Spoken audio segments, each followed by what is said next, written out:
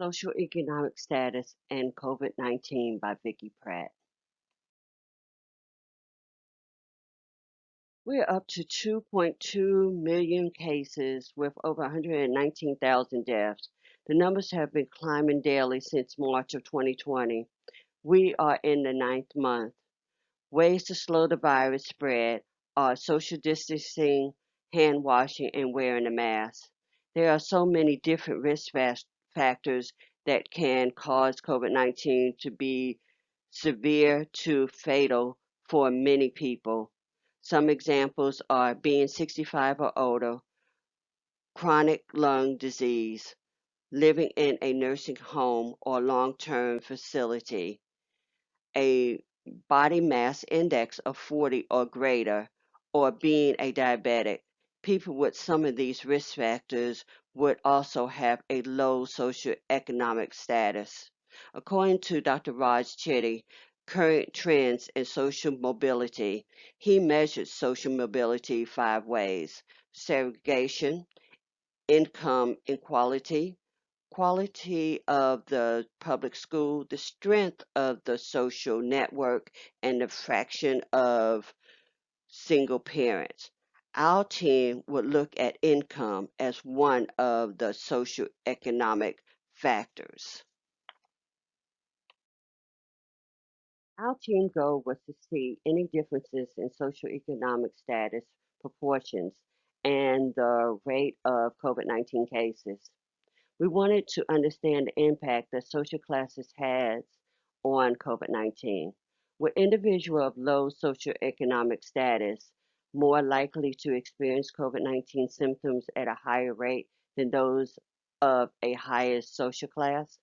Is a negative correlation between positive COVID-19 cases and socioeconomic factors with the U.S. that includes lower income, education level, or defined occupation or lack thereof. Our research method was to collect articles and divide them among the team members to vote to see if the report would fit the criteria we were looking for, to ask our questions regarding our objectives. In the search, we started with 45 articles and ended with 8. COVID 19 is relatively new. We had to be careful about how and what we wanted to search for. We chose that the United States would be our population.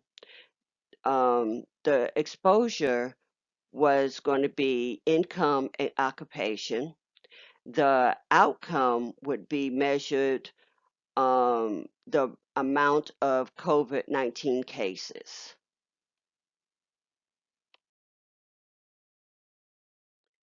Our team chose the United States as our population, and our exposure was income and occupation, and our outcome would be measured by the amount of COVID 19 cases.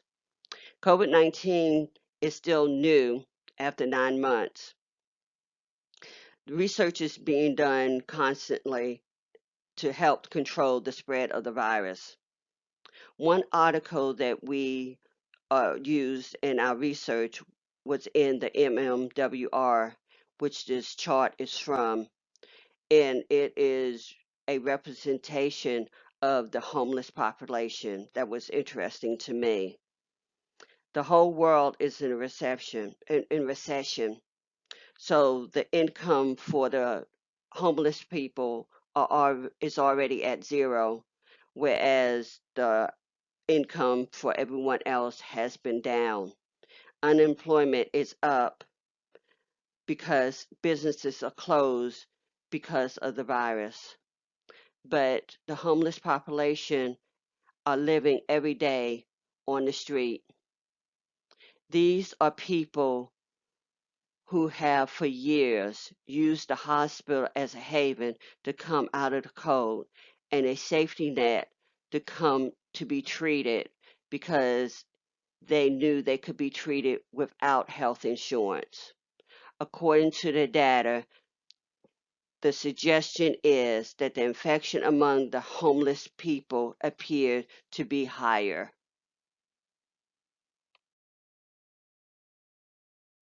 In the future, I would like to see more research on the homeless population to see how we can be a better service to them.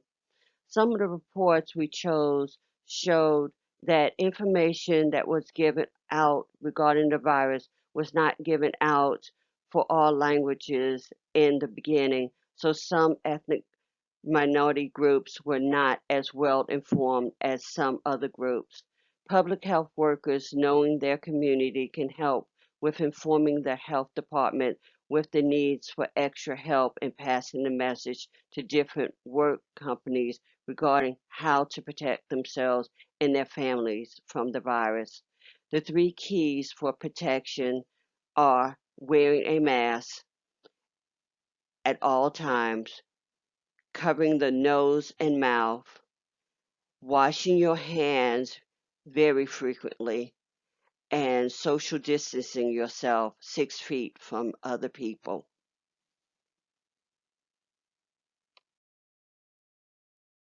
Here are my references, and thank you for listening to my presentation.